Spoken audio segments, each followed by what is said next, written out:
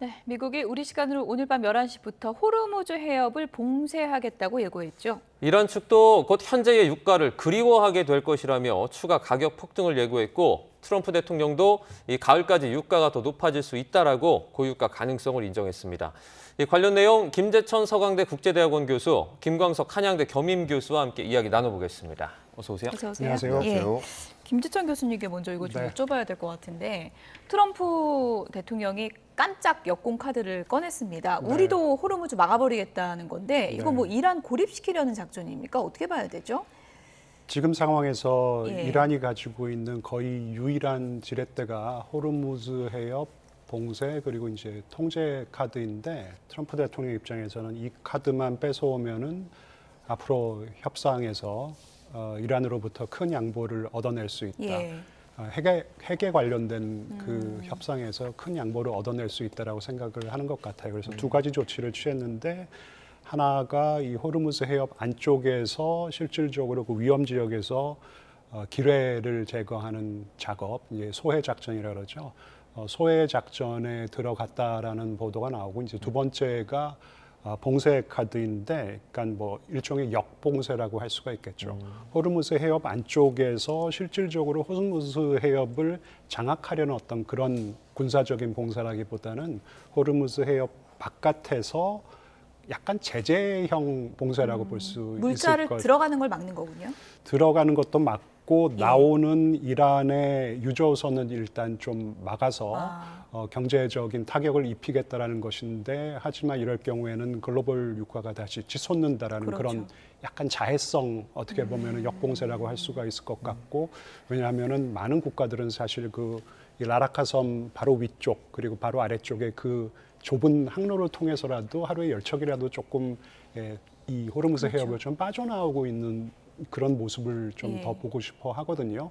그래서 이게 얼마나 효과가 있을지는 모르겠지만 일단은 이 두 카드를 다 동원을 한 것 같고, 하지만 조금 지켜봐야 될 것이 이 두 카드를 전부 다 쓸 것인지 아니면 하나도 다 안 쓸 것인지 그중에 하나만 쓸 것인지 조금은 지켜봐야 될 것 같아요. 미국 중부사령부가 그러니까 그 두 척의 이제 이지스함이죠. USS 프랭크 E. 피터슨과 그다음에 마이클 머피 이 두 척이 호르무즈 해협 통과해가지고 그 안에서 작전 수행하고 있다 이렇게 밝혔거든요. 네. 뭐 기뢰 제거나 이런 것도 하겠지만 네. 어쨌든 이란에게도 좀 큰 압박이 될 수 있겠죠. 큰 압박이 되죠. 그래서 이란 정부는 일단 이런 사실을 부정을 했습니다. 제가 보니까 그 두 척의 이지스 구축함이 들어갔다가 나온 것 같아요. 그러니까 이런 이지스 구축함은 실제로 소해 작전을 펼치는 그런 군함은 아니고요. 예. 소해 작전이 가능한지를 좀 탐색하고 그리고 본격적인 소해 작전이 전개가 된다면은 조금 안전을 제공하는 역할을 합니다. 왜냐하면 이지스 기능이 있기 때문에 방공망을 제거를 할 수가 있는 것이죠. 그럼에도 지금 이란의 이 드론 공격이 방공망을 뚫어낸 그런 지금 기록이 좀 남아 있고, 그리고 소해 작전이 4주에서 6주 정도 걸려요. 예. 굉장히 고난도의 작업이고 4주와 6주라면 사실 굉장히 이란의 이 비대칭 공격에 취약할 수 있는 그런 기간이고, 세 번째로 미국이 이 소해함을 많이 퇴역을 시켰어요. 그래서 본격적인 이 소해 작전 능력이 있는지 잘 모르고, 아마 이 부분에 있어서 만약에 본격적으로 소해 작전을 돌입을 하게 된다면은 한국과 일본, 특히 이제 일본의 도움을 많이 필요할 수 있겠다라는 생각이 드는데, 일단 고위험성 작전이기 때문에 만약에 둘 다 조금 하기 어려운 환경이라면은 봉쇄 카드를 더 빨리 좀 물론 이제 봉쇄 카드도 역시 뭐 지척거리에서 봉쇄를 한다 그러면은 이란의 이 비대칭 공격으로부터 완전히 자유스러울 수는 없지만, 그러니까 군함을 막 공격할 수 있잖아요. 그렇죠. 이란에서. 근데 이 좀 지척거리 좀 떨어져서 이 제재형으로, 그러니까 예.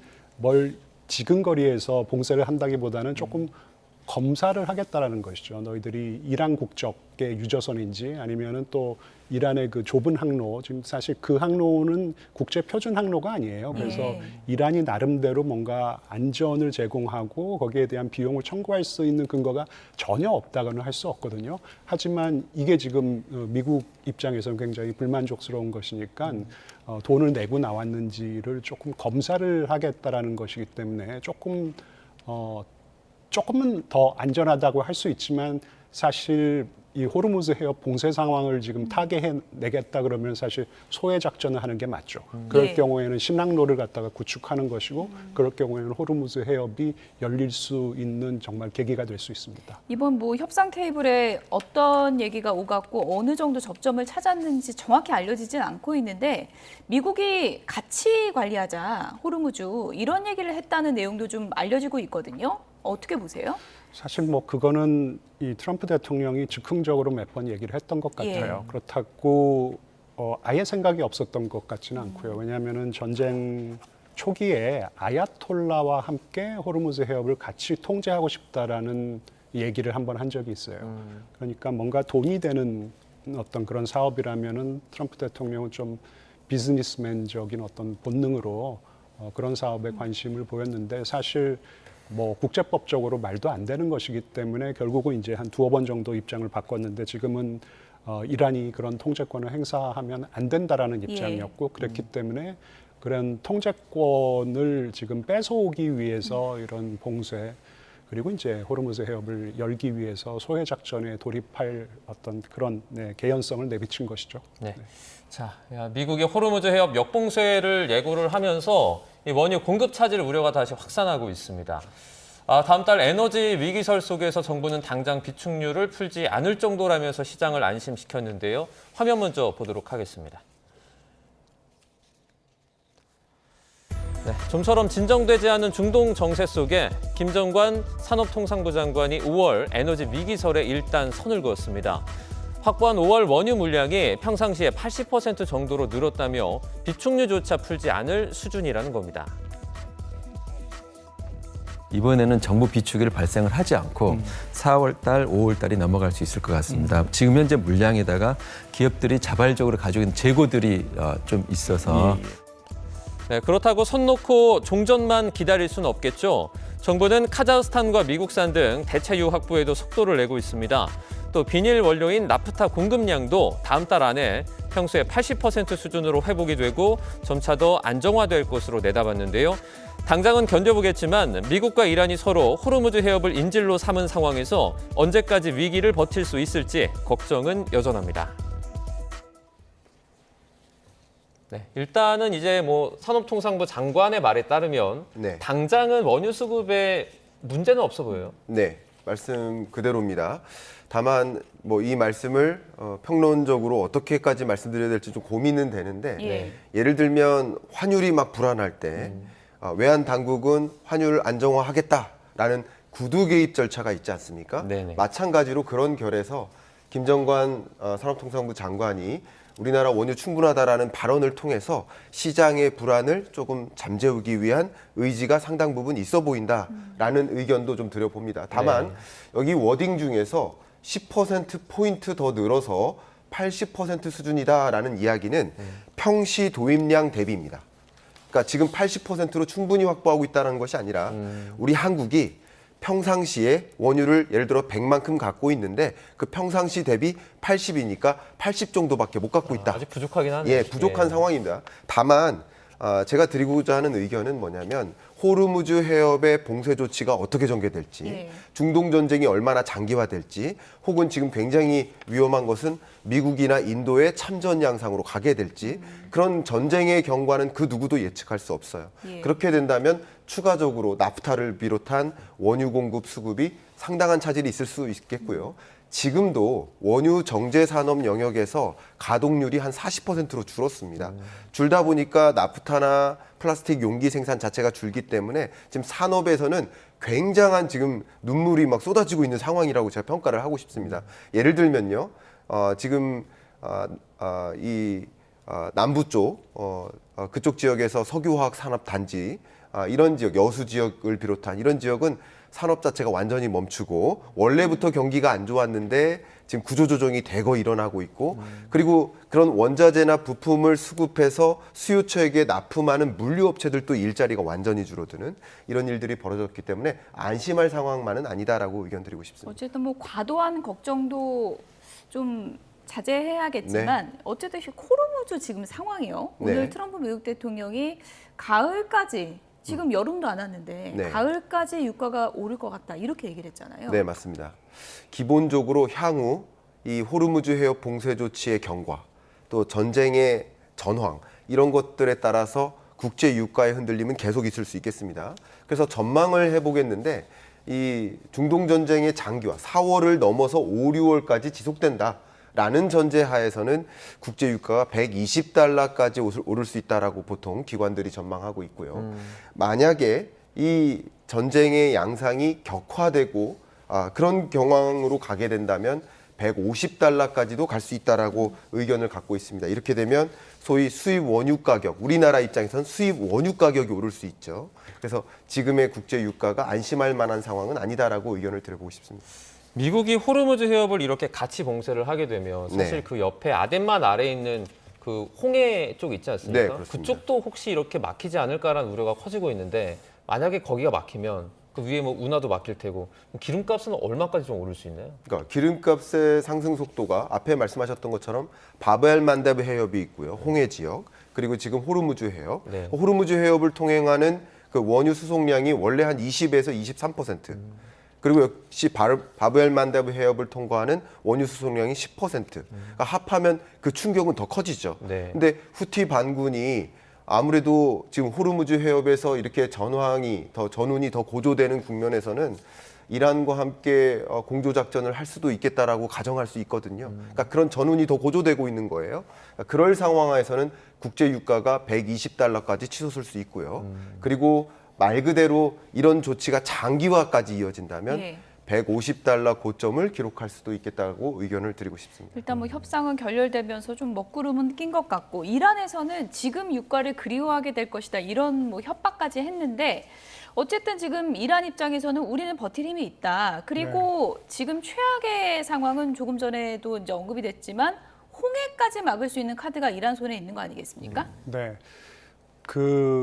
우리 김 교수님께서 잘 설명을 해주셨지만 사실 어떻게 보면은 이 수에즈 운하와 홍해 그리고 이제 바브엘 만데브 해협이죠. 바브엘 만데브 고 항로는 국제 석유 수송로로의 가치보다는 그냥 통상로의 가치가 훨씬 더 큰 예. 것이죠. 이 세계 3대 해협이 이제 호르무즈 해협, 바브엘 만데브 해협, 말라카 해협인데 만약에 지금 이란 신정 체제의 의도대로 바브엘 만데브 해협까지 막혀버린다면은 세계 3대 해협 중에 2개의 해협이 막혀버리는 것이고 그리고 지금 호르무즈 해협이 실질적으로 막혀버리면서 국제 에너지 공급망이 교란이 됐는데 사실 통상로로의 가치는 바브엘 만데브 해협이 더 크다고 할 수 있기 때문에 그냥 국제 공급망 자체가 교란될 수 있고 물류 대란이 발생할 수가 있는데 네.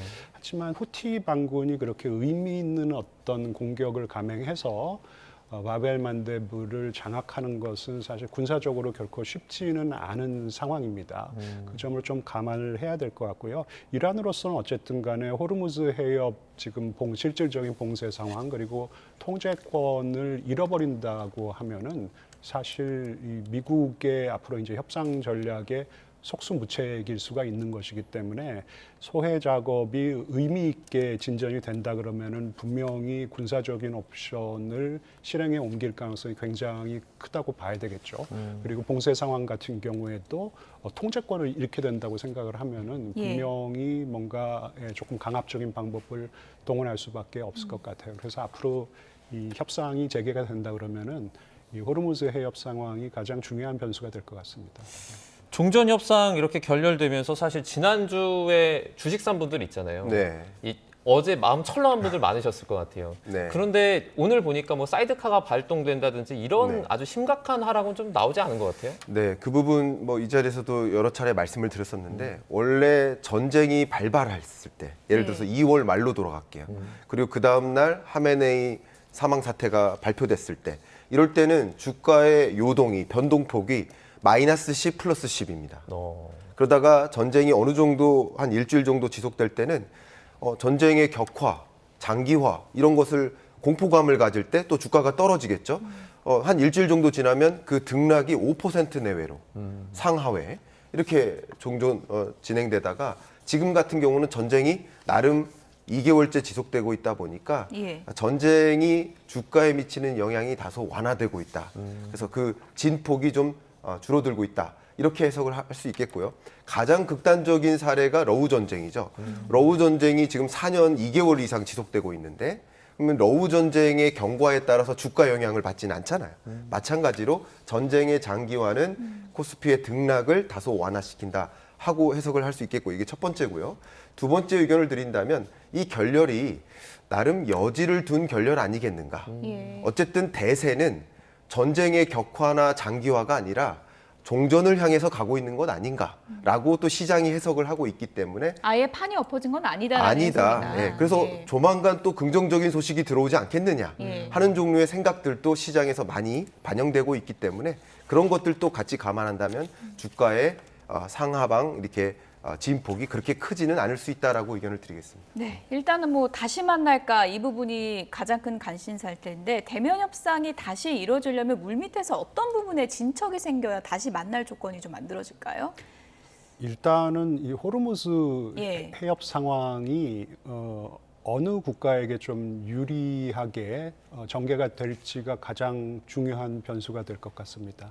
일단 뭐 고위급이 당장 다시 만날 수 있는 동력은 대부분 상실됐다라는 것이 맞는 것 같고 그렇다고 우리 지금 김 교수님께서 말씀하신 대로 시장이 정확하잖아요. 다시 한번 그러면은 이 석기 시대 뭐 위협은 하는 것 같은데 예. 다시 대규모의 군사 적전에 돌입하기에는 미국도 그렇고 이란도 그렇고 특히 미국 같은 경우에는 트럼프 대통령이 그런 군사 작전에 돌입할 수 있는 정치적인 공간이 매우 좁아져 버렸기 때문에 그러한 군사 작전을 하기는 어렵겠죠. 하지만 호르무즈 상황을 지금 미국이 원하는 대로 봉쇄도 지금 뚫어내고 그리고 통제권도 뺏어온다 그러면은 상당히 미국이 유리한 입장에서 협상을 재개할 수도 있을 것 같다고 생각해요. 네, 알겠습니다. 중동 사태 저희가 경제적인 어떤 파급력까지 자세하게 좀 짚어봤습니다.